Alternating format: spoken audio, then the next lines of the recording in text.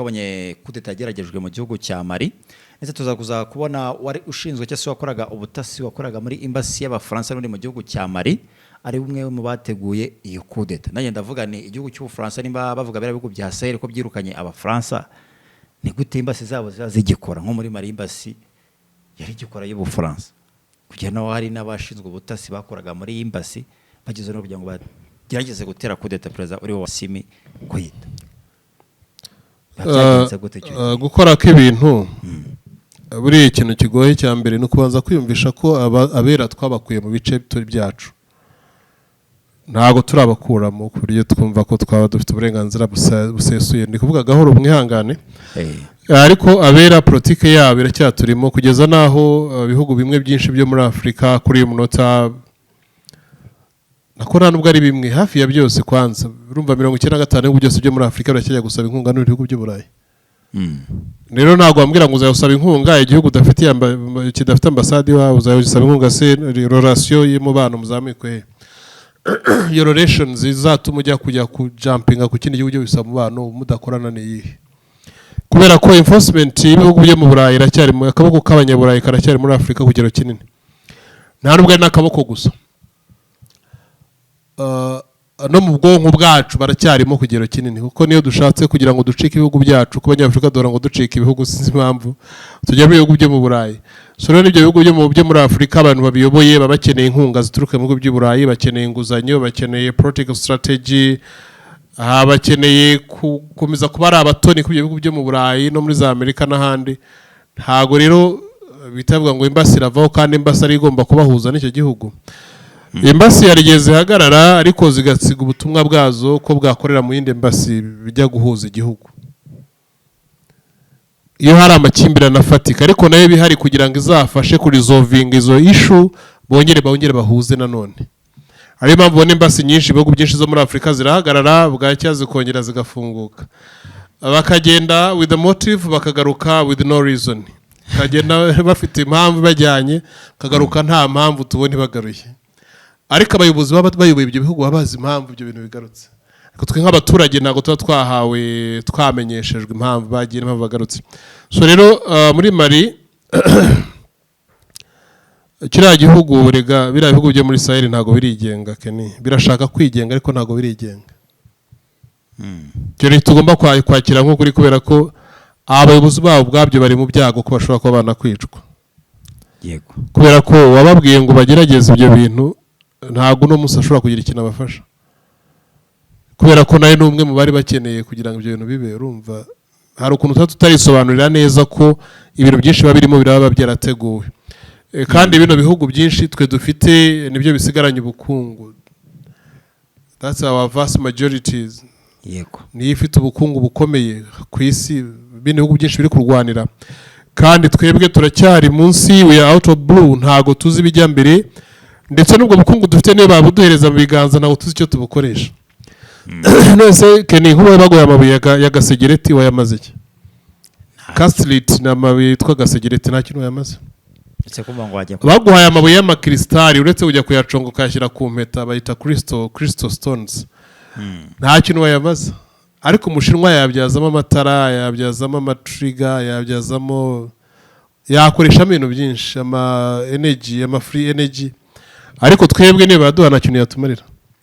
Ibyo bihugu byo mu Burayi ntabwo numva ko twe twabyikura uko niyo twabyikura ubundi twebwe twasigara gute bundi twasigara turi bunch of fools dusigaye turabaswa gusa badafite icyo gutekereza ko twanze kugira knowledge ntago dushaka kugira ubumenyi twe dushaka kugira amatiku n'ubundi niba iyo bagenda tugenda mu kuri tureke kubeshyana twese turifuza ko ibyo bihugu by'abanyaburayi bituvaho ngo byaradukoronije byatwiciye abasogokuru yego nibyo nanjye ndabishaka cyane 100%. Ariko ntago byose ariko nge nshaka ko bigenda burya oya hari ibihugu burya nta kwizera ko akaboko kabyo kavamo ngo nishime nk'Abongereza ntago nakunda ko bagenda reka ntago bagiye ikoranabuhanga n'iterambere byazaza bite ntago byaza ntago twabibona ubwo Hakaza twatugiye abarusi. gusubira mu byo bita Stone Ages. Stone Ages ni ugusubira muri bwa buzima twabagamo bwa kera abakurambere bacu bajyaga gucana imiriro bagacanisha biriya bakaraga agati mu mbagara ndetse abantu ko bakazi kazaka. abantu bishima bavuga bati ubwongereza bugiye cyangwa se Amerika bagiye n'abafaransa hanyuma YouTube uvugiraho yakongera kuhabaza YouTube uvugiraho kugira ngo abantu bambone ko ndi Peak Production yakongera kubaho se nakwishimira ko ivaho yenda uyikora mugati mwinshi simbiza ariko giye naye ndateganya kuzayikora mugati ejo bundi mugati warabuze Peak uzabonekaho mura nuko ubwo content ushyira abaturage batarazikunda oya gushyiraho intambara kandi abantu ntabwo bakeneye intambara abantu bakeneye kuramuna n'abaganize ku biganiro by'ubukungu kandi mu biganiro byose numva buri munsi umbaza ibintu by'intambara sinzi niba nawe uri Chad uri umwana w'intambara waravutse muri conflict civil ubufite amakuru y'intambara ibihugu byashyamiranye ubundi kuki n'andi makuru ugira y'ubukungu kandi abantu bakeneye guteza ikintu cy'ubukungu batera imbere bate abantu bakeneye kumenya ngo turizire ku mukanda gutanu bakeneye kumenya ko kugira UPIs gusa atari ko kamaro ko gukira abantu bakeneye kugira ibintu byinshi bashoramo amafaranga basanzwe bashoramo babona ko bitari ngombwa abantu bakeneye kumenya ibintu byinshi bitandukanye ariko buri munsi amakuru yaba ari ku ntambara ariko amakuru agwa ku ntambara nanone barakeneye kubera ko intambara ari mbi babashe kumenya uburyo bagomba kwirinda intambara kuko ziranasenya ziranangiza ziranica zitwara n'ubuzima bw'abaturage kandi nanone babitekerezaho cyane kubera ko ibihugu byinshi byo muri Afurika abayobozi bacu bakunda gushora amafaranga yabo menshi mu bwirinzi bw'ibihugu ntabwo bashora amafaranga mu guteza imbere abaturage reka da ibihugu byinshi bashora amafaranga mu bwirinzi bw'ibihugu kwirinda ko ibindi bihugu bizabasagara cyangwa bikabatera ibyo nabyo nyine. Umaze igihe wibaza uko wabona uruhushya rwo gutwara imodoka vuba kandi mu nzira zizewe mwarimu Clement agufitiye igisubizo. Reka mpere kuri provisoire kwa mwarimu Clement wiga hagati y'iminsi 4 n'irindwi ukajya gukora akarusho nuko wishyura umaze gutsinda kandi gutsindwa byo ntibishoboka wigishijwe na mwarimu Clement. Mwarimu Clement iyo bishatse gusanga aho uri akaba ari kwigishiriza amategeko y'umuhanda. Hanyuma y'ibyo byose yanabateguriye website yo kwitorezaho ibizamini bya provisoire ariyo y3.mwarimuklement.com. Niba ushaka uruhushya rwa burundu rero mwarimu Clement akwigisha mu gihe cy'ukwezi kumwe ukaba ufite ubushobozi bwo gukora ikizamini ugatsinda ndetse ufite n'ubushobozi bwo gutwara imodoka aho ariho hose. Kuri iki cyiciro mugirana amasezerano mu kwishyura. Ushobora kwishyura mbere cyangwa nyuma yo kubona permis. Ibiciro bigenwa n'amahitamo yawe. Hamagara 0788483722 usobanuza ibirenze ibi. Bagomba kubimenya nibyo ariko nanjye ntago ndi umwarimu wabyo cyane kuri mvuga ngo hari abo mbirusha kubimenya nta numwe ndusha kubimenya ibyo bintu niko akuntu usanga afite ubumenyi bwe buke gusa muri aho ngaho bwa nta kigenda. Ari kintu nshaka kukubaza no kuvuga ngo kiriya gihugu cya Mali ndetse n'abihugu bindi bya Burkina Faso ndetse na Niger ni bihugu bihabwa ubutasi n'igihugu cy'Uburusiya ndetse bagahabwa na tekinoloji n'igihugu cy'Ubushinwa. Nibyo bihugu biri kubafasha ndetse babana umunsi ku munsi ariko none ubona ko bira bihugu Peak bari kugenda bagegeza ibikorwa byinshi by'iterambere ubona ko ari projet nyinshi bagenda bazana ndetse projet z'iterambere. Ese ko twabonye Mayikurangire ushinzwe igisirikare cya leta z'Amerika gikura ariko gifite ishami ryo muri Afurika gikura mu Budage ko yavuze ati bira bihugu amaboko ari gukora muri bira bihugu kari amaboko dushaka kugira ngo tubakuremo ubwo ndavuga na amaboko mabi bitaga amaboko y'Uburusiya ndetse n'igihugu cy'Ubushinwa ko ari amaboko mabi. Icyo gihe Amerika ko itaragira ikintu ikora nuko wenda yabyibagiwe nuko kiri kureba ugizazamo bemeze gute habuze iki akene uretse Ubushinwa gusa Uburusiya buri muri deal cyo ni kimwe hanyuma ikindi kintu cya kabiri Ushya ngiye kubaza ibintu muri kiriya gihugu cya Mali bari gukoresha ibikoresho byinshi bari gukoresha 80% ni ibyahe mu Bushinwa muri Mali ibikoresho byo kubaka n'ibindi ndekeka ari biva mu ibikoresho byinshi cyane bari gukoresha hariye kugeza no ku modoka president ari kugenderamo ni yahe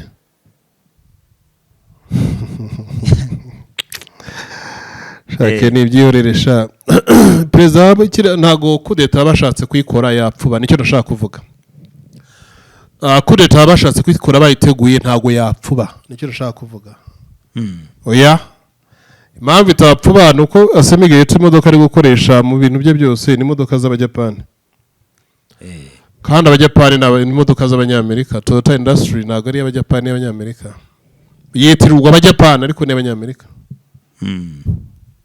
yitirirwa ni nk'uko Samsung yitirirwa abanyakoreya ariko n'abanyamerika turabizi.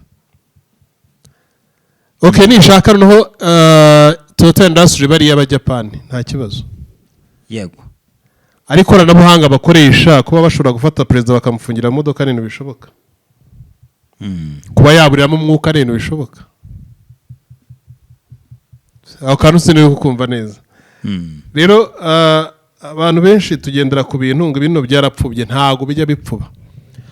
Bafite drone na bafite satellite zireba isi yose bashatse bamurasa nko kuri abarashe Kasim Sulaiman wo muri Iran.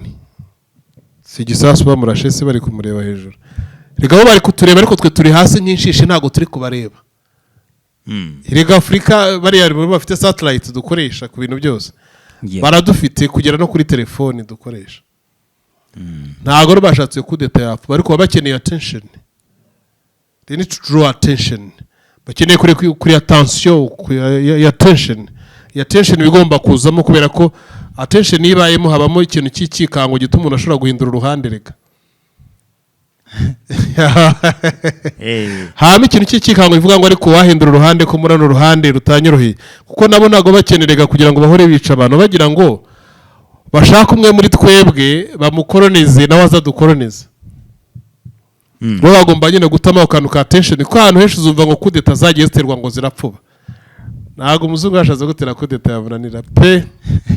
Ntago bibaho na telefone iraturika nazwe kiriya cyombo kukivuyeho cyo cyaguturikana.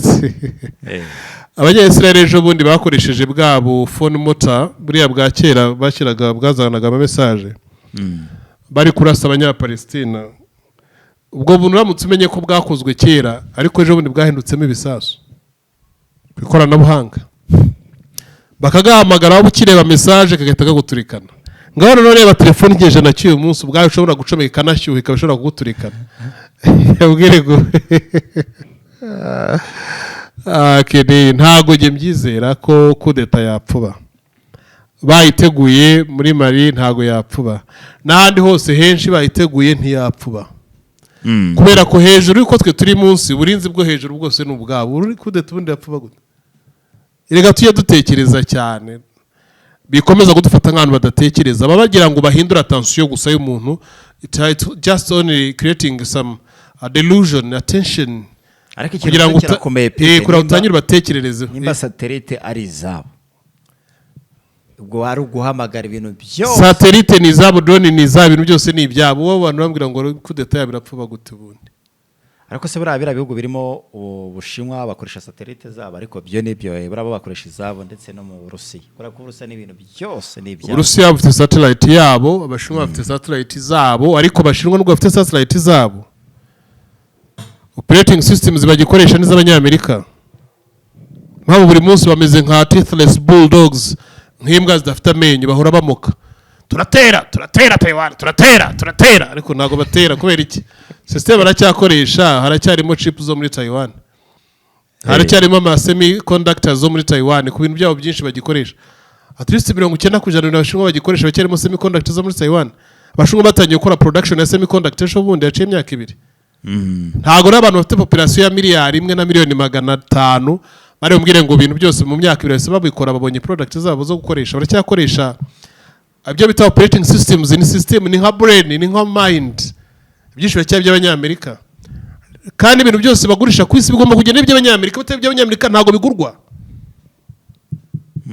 hoya imodoka mu Shinwa igomba kugira operating systems ya Android ni yandi ariko ukanu mukunda kukiyibagiza cyane bita ndikubwira ngo umushinwa aracyakoresha Android version aracyakoresha OS iyo ni yande ni y'Abanyamerika none se niba operating wari buvuge ngo nazanye software yanjye yitwa WeChat ni y'umushinwa ariko operating system ziri kutuma nuza yake kakiriye WeChat ni yande WeChat ni nka WhatsApp y'Abanyamerika ariko WeChat akaba ari y'umushinwa ikora nka WhatsApp none ubyumve neza irachatinga irakoringa irarecordinga byose ariko igituma ibasha kwakirwa muri telefoni ni application yande ni operating system yande ikiri gutuma iyo telefoni yakira WeChat ni igiki ni Android version ya Android ya kangahe yego telefoni ya Android ni telefone irimo iOS.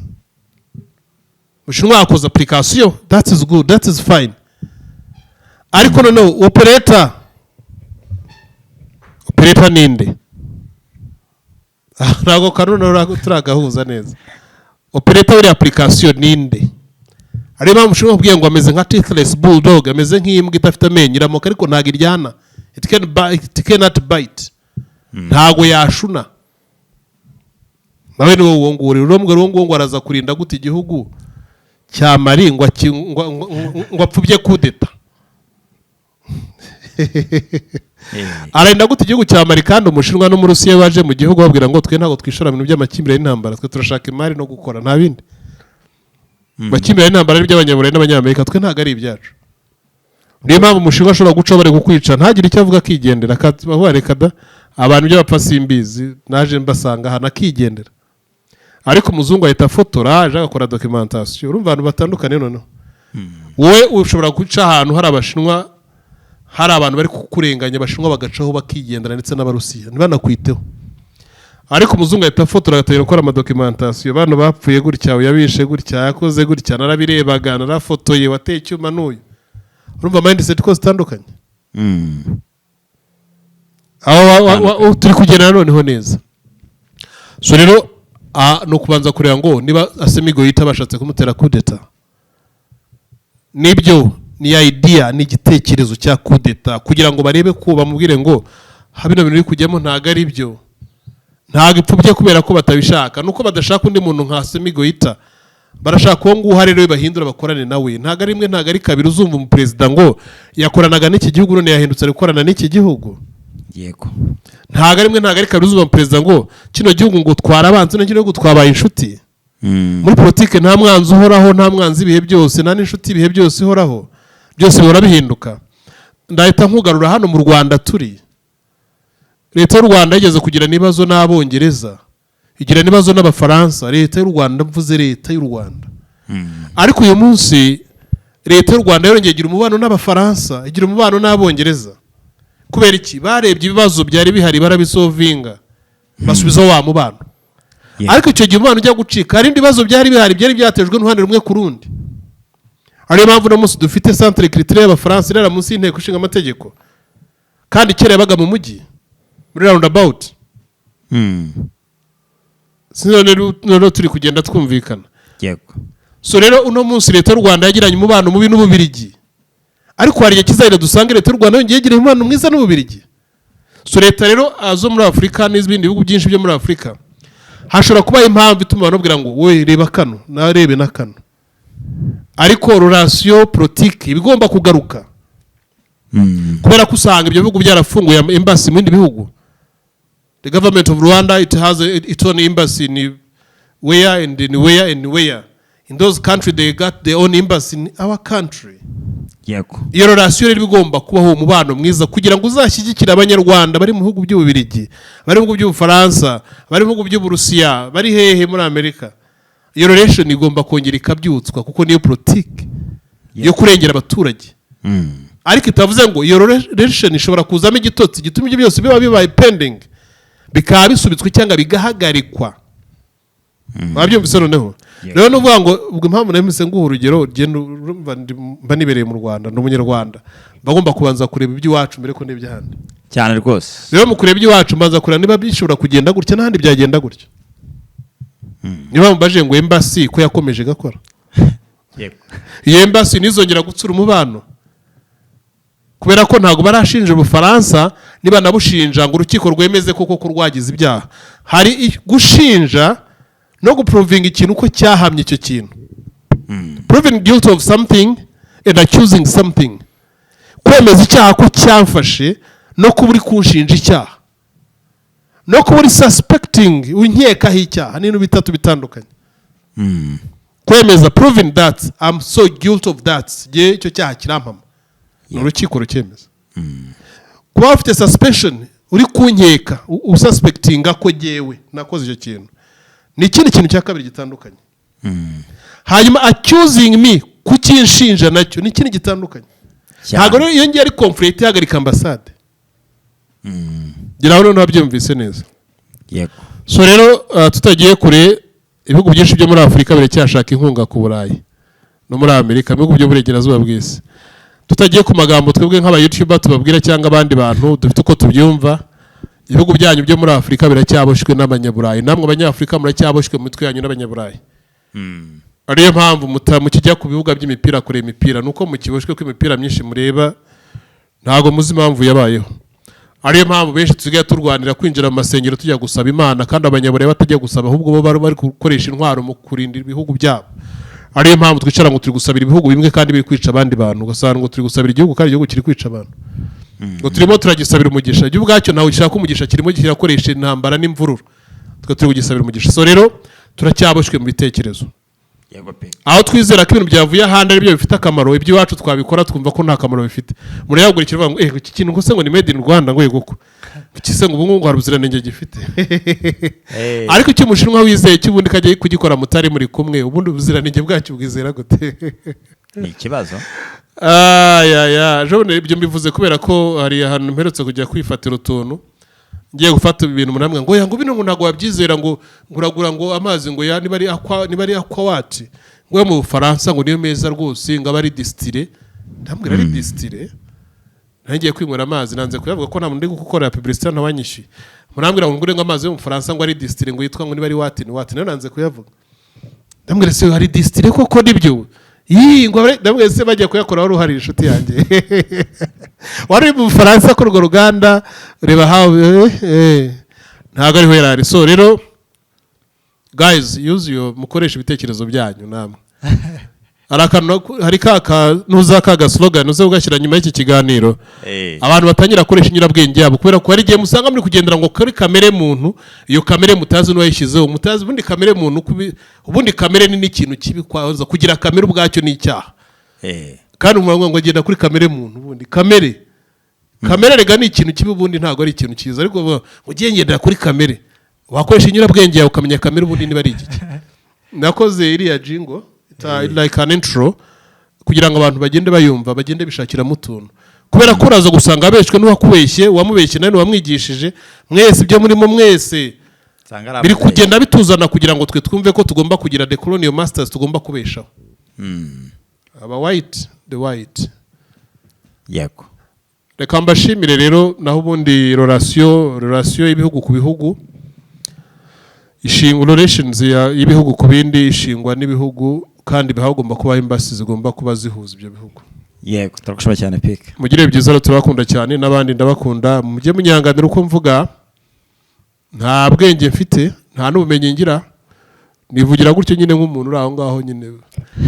Ndamutse ndebye nabi nabisatura cyangwa hinduka intare cyangwa hinduka ikirura. Buriya yewe among the genius, ntago ndumwe mu bahanga, umuntu w'umuswa nyine uri aho ngaho. Mujye byiza, turabakunda cyane. Tekerezo by'abantu barabikunda. Nuko ari iby'ubuswa neza, ari iby'ubuhanga kugira ngo babikunda. Tuzareba umunsi twatangiye kuba iby'ubuhanga ko bazabikunda, bazaba barigiye batarabimenya. Bavuge ngo nkuye ari kuvuga ibikirega bino tuba tuvuga ke ni nk'umuntu w'imyaka 25 bavuga ati mwaba abantu bundi bari mu biki, ibyo bintu bundi barimo nibiki. Ariko azabimenya amaze kugira 40 yatangiye kwishyura inzu yabuze yo kurya, nibwo asanga bya bintu nanone birenga umupaka wiwe byatangiye kumusatira mu gice arimo. Reka tubasezere, murabeho, turakunda cyane, bye bye.